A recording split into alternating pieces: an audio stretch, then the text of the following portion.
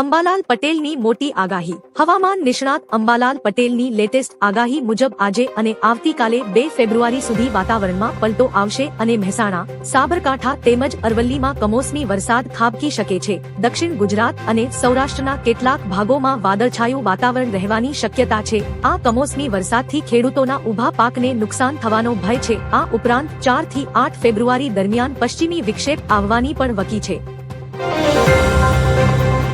ગુજરાતના વાતાવરણમાં પલટો આવતા ઝાપટા શરૂ. અરવલ્લીના મેઘરજ અને માલપુર પંથકમાં વહેલી સવારથી વાતાવરણમાં પલટો જોવા મળ્યો હતો અને કમોસમી વરસાદ વરસ્યો હતો. આ કમોસમી વરસાદને કારણે ખેડૂતોમાં ચિંતાનું મોજું ફરી વળ્યું છે. ખાસ કરીને ખેતરોમાં ઊભા ઘઉં, બટાકા અને મકાઈના પાકને નુકસાન થવાની ભીતિ સેવાઈ રહી છે. આ ઉપરાંત ડાંગ જિલ્લાના સુબીર તાલુકામાં પણ કમોસમી વરસાદ નોંધાયો છે. માવઠાની આગાહી પહેલાથી જ કરાઈ હતી. સુનેત્રા પવાર બન્યા મહારાષ્ટ્રના પ્રથમ મહિલા નાયબ મુખ્યમંત્રી. મહારાષ્ટ્રના રાજકારણમાં એક ઐતિહાસિક ઘટના બની છે. અજિત પવારના નિધન બાદ એનસીપીના ધારાસભ્યોએ સુનેત્રા પવારની નેતા તરીકે પસંદગી કરી હતી. ત્યારબાદ સુનેત્રા પવારે મહારાષ્ટ્રના નાયબ મુખ્યમંત્રી તરીકે શપથ લીધા છે. રાજ્યપાલે તેમને પદ અને ગોપનીયતાના શપથ લેવડાવ્યા હતા. આ શપથવિધિ સમારોહમાં સીએમ દેવેન્દ્ર ફડણવીસ અને એકનાથ શિંદે પણ હાજર રહ્યા હતા. દ્વારકાના પ્રવાસન ક્ષેત્રે મોટું પગલું. દ્વારકાધીશની પાવન ભૂમિ અને વિશ્વ પ્રસિદ્ધ યાત્રાધામ દ્વારકામાં શ્રદ્ધાળુઓનો અવિરત પ્રવાહ વધી રહ્યો છે. પર્યટકોની વધતી સંખ્યા અને ટ્રાફિકની સમસ્યાને ધ્યાનમાં રાખીને રાજ્ય સરકારે મહત્વનો નિર્ણય લીધો છે. દ્વારકામાં 4.5 કિમી લાંબો 4 લેન બાયપાસ રોડ નિર્માણ થશે. આ રોડ યાત્રિકો અને સ્થાનિકો માટે આશીર્વાદરૂપ સાબિત થશે. પર્યટકોની સંખ્યામાં તોતિંગ વધારો થયો છે, જેના રસ્તાઓ પર ટ્રાફિક જામ થતો હતો. પીએમ મોદીએ સુનેત્રા પવારને અભિનંદન આપ્યા. પીએમ મોદીએ મહારાષ્ટ્રના નવા નાયબ મુખ્યમંત્રી સુનેત્રા પવારને અભિનંદન આપ્યા. તેમણે એક્સ પર લખ્યું, મહારાષ્ટ્રના નાયબ મુખ્યમંત્રી તરીકેનો કાર્યભાર સંભાળવા બદલ સુનેત્રા પવારજીને અભિનંદન. મને વિશ્વાસ છે કે તેઓ રાજ્યના લોકોના કલ્યાણ માટે સંપૂર્ણ સમર્પણ સાથે કામ કરશે અને સ્વર્ગસ્થ અજિત પવારના વિઝનને આગળ ધપાવશે. ગુજરાત સરકારનો મહત્વનો નિર્ણય. ગુજરાત સરકારે પારદર્શિતા લાવવા આવકના દાખલા અને રેશન કાર્ડ જેવી 20 હાઈ વોલ્યુમ સેવાઓ માટે આધાર વેરિફિકેશન ફરજિયાત બનાવ્યું છે. આ નિર્ણયથી ભ્રષ્ટાચાર અટકશે અને ડુપ્લિકેશન દૂર થશે. નાગરિકો ઓટીપી અથવા ફિંગરપ્રિન્ટ દ્વારા પ્રમાણીકરણ કરી શકશે. ડેટા સુરક્ષા માટે માસ્ક આધારનો ઉપયોગ થશે. સરકારી પ્રક્રિયાઓ ઝડપી બનશે અને યોજનાઓના લાભ સીધા સાચા લાભાર્થીઓ સુધી પહોંચાડવામાં સરળતા રહેશે. સરકારી કર્મચારીઓની લોટરી. કેન્દ્ર સરકારના કર્મચારીઓ માટે ખુશખબરી છે. જાન્યુઆરી 2026 થી મોંઘવારી ભથ્થામાં 5% વધારો થવાની શક્યતા છે. જો આ વધારો મંજૂર થશે તો કુલ ડીએ 58% થી વધીને 63% થઈ જશે. એઆઈસીપીઆઈ ઇન્ડેક્સ 148 પર સ્થિર રહેતા અનુમાન લગાવવામાં આવ્યું છે.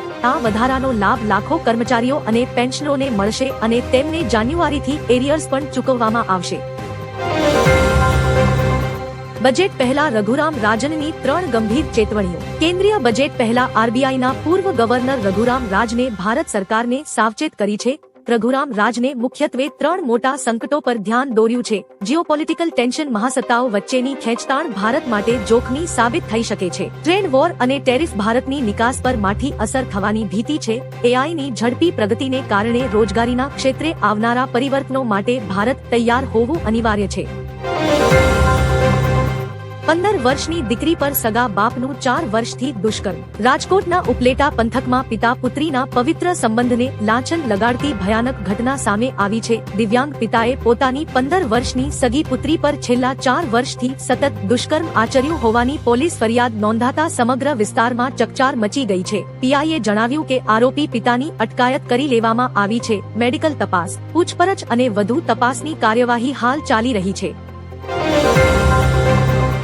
પીએમ મોદીની વેનેઝુએલાના રાષ્ટ્રપતિ સાથે વાતચીત. પીએમ મોદીએ વેનેઝુએલાના કાર્યવાહક રાષ્ટ્રપતિ ડેલ્સી રોડ્રિગ્સ સાથે ફોન પર વાત કરી દ્વિપક્ષીય સંબંધો મજબૂત કરવા પર ભાર મૂક્યો છે. 3 જાન્યુઆરીએ અમેરિકી સૈન્ય અભિયાનમાં માદુરોની ધરપકડ બાદ રોડ્રિગ્સ સત્તા સંભાળી છે. બંને નેતાઓએ ઉર્જા અને વેપાર સહિતના તમામ ક્ષેત્રોમાં ભાગીદારી વધારવા સહમતિ દર્શાવી છે. ભારતનો આ સંપર્ક વ્યૂહાત્મક દ્રષ્ટિએ અત્યંત મહત્વનો માનવામાં આવે છે.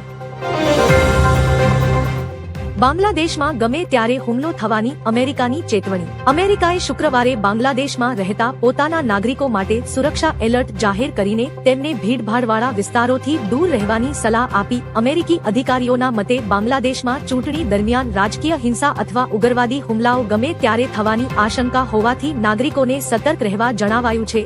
રેલીઓ, મતદાન કેન્દ્રો અને ધાર્મિક સ્થળોને નિશાન બનાવવામાં આવે તેવી શક્યતા છે. જૂનાગઢમાં મહાશિવરાત્રી મેળો ભક્તિ અને ભવ્યતાનો સંગમ. ગિરનારની ગોદમાં 11 થી 15 ફેબ્રુઆરી દરમિયાન મહાશિવરાત્રી મેળો યોજાશે. ઇતિહાસમાં પ્રથમવાર સાધુ સંતોની ભવ્ય નગર યાત્રા નીકળશે. ભક્તોની સુવિધા માટે રવેડીનો રૂટ વધારીને 2 કિમી કરાયો છે અને શાહી સ્નાનનું લાઇવ સ્ટ્રીમિંગ થશે. સુરક્ષા માટે 2900 પોલીસ જવાનો તૈનાત રહેશે. 300 થી વધુ સંસ્થાઓ ભોજન પ્રસાદની સેવા આપશે. આ વર્ષે મેળો નવા આકર્ષણો સાથે વધુ યાદગાર બનશે. 1 ફેબ્રુઆરીથી બદલાશે આ નિયમો. 1 ફેબ્રુઆરીથી ફાસ્ટેગ અને જમીન રજીસ્ટ્રેશનના નિયમોમાં મોટા ફેરફારો અમલી બનશે. હવે ફાસ્ટેગ એક્ટિવ થયા પછી કોઈપણ પ્રકારની KYV નો યોર્સ વ્હીકલ વેરિફિકેશન પ્રક્રિયા કરવાની રહેશે નહીં. બીજી તરફ જમીન અને પ્રોપર્ટીની ખરીદ વેચાણમાં આધાર વેરિફિકેશન ફરજિયાત કરાયું છે. જેમના ફિંગરપ્રિન્ટ મેચ નહીં થાય તેમને ફેસ ઓથેન્ટિકેશન અને OTP દ્વારા વેરિફિકેશનની સુવિધા આપવામાં આવશે, જેથી છેતરપિંડી અટકાવી શકાય. પોલીસ ભરતીમાં zero error mission. Gujarat police ભરતી બોર્ડના અધ્યક્ષ નીરજા ગોટરુની જાહેરાત મુજબ ઝીરો એરર સાથે પોલીસ ભરતીની શારીરિક કસોટીમાં 10 લાખ ઉમેદવારોની દોડની સેકન્ડો માપવા પગમાં RFID ચિપ લગાવવામાં આવી રહી છે. ગ્રાઉન્ડ પર અપીલ બોર્ડ કાર્યરત રહેશે, જેથી ઊંચાઈ કે માપણીમાં અસંતોષ હોય તો ઉમેદવાર તત્કાલ રજૂઆત કરી શકે. ડિજિટલી રેકોર્ડ કરી ટેકનોલોજીના માધ્યમથી લાયક ઉમેદવારોને અન્યાય ન થાય તેવું ફૂલપ્રૂફ આયોજન કરાયું છે.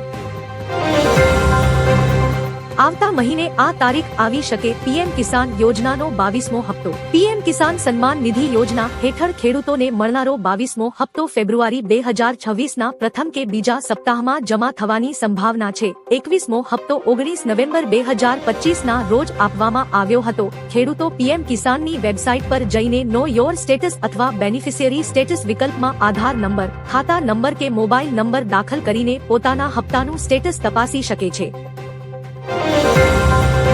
સુનેત્રા પવાર ડેપ્યુટી CM તરીકે શપથ લેશે. અજિત પવારના પત્ની સુનેત્રા પવારે મહારાષ્ટ્રના નાયબ મુખ્યમંત્રી બનવાનો પાર્ટીનો પ્રસ્તાવ સ્વીકારી લીધો છે. આજે સવારે 11 વાગ્યે ધારાસભ્ય દળની બેઠક બાદ સત્તાવાર જાહેરાત કરવામાં આવશે. સૂત્રો મુજબ સુનેત્રા પવાર આવતીકાલે સાંજે 5 વાગ્યે શપથ ગ્રહણ કરશે. આ સાથે તેઓ રાજ્યના પ્રથમ મહિલા ઉપમુખ્યમંત્રી બની ઇતિહાસ રચશે. હવે પવાર પરિવારનો વારસો સુનેત્રા પવાર સંભાળશે. વાહનોમાં વ્હાઇટ LED પર પ્રતિબંધ, દંડની તોતિંગ જોગવાઈ. વાહનોમાં નિયમ વિરુદ્ધની તીવ્ર વ્હાઇટ LED લાઇટ લગાવનાર સામે RTO એ લાલ આંખ કરી છે. તાવી લાઇટથી અકસ્માત વધતા ગાંધીનગરથી કાર્યવાહીના આદેશ છૂટ્યા છે. નિયમ ભંગ બદલ 5000 સુધીનો દંડ અથવા જેલની સજા થઈ શકે છે. નવાઈની વાત એ છે કે લાઇટની તીવ્રતા માપવા માટે લક્ષ મીટર ન હોવા છતાં RTOએ અંદાજે દંડવાનું શરૂ કર્યું છે. ડીલરોને પણ સૂચના અપાઈ છે.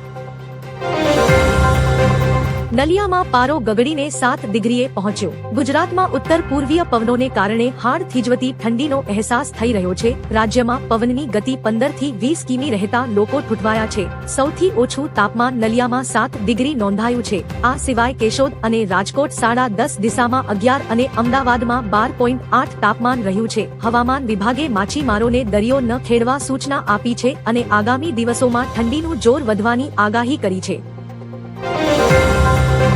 ભારત અત્યારે વિભાજન સહન કરવાની સ્થિતિમાં નથી. સુપ્રીમ કોર્ટે UGCના નવા નિયમો પર રોક લગાવી દીધી છે, જેના પર પ્રતિક્રિયા આપતા પ્રખ્યાત કવિ કુમાર વિશ્વાસે મહત્વનું નિવેદન આપ્યું છે. તેમણે જણાવ્યું કે ભારત અત્યારે કોઈ પણ પ્રકારનું વિભાજન સહન કરવાની સ્થિતિમાં નથી. કુમાર વિશ્વાસે વધુમાં ઉમેર્યું કે વર્તમાન સમયમાં સરકારોએ પણ રાજનીતિમાં કોઈ વિભાજક રેખા ન ખેંચાય તેનું ધ્યાન રાખવું જોઈએ. આ નિવેદન સોશિયલ મીડિયા પર ખૂબ ચર્ચા જગાવી રહ્યું છે.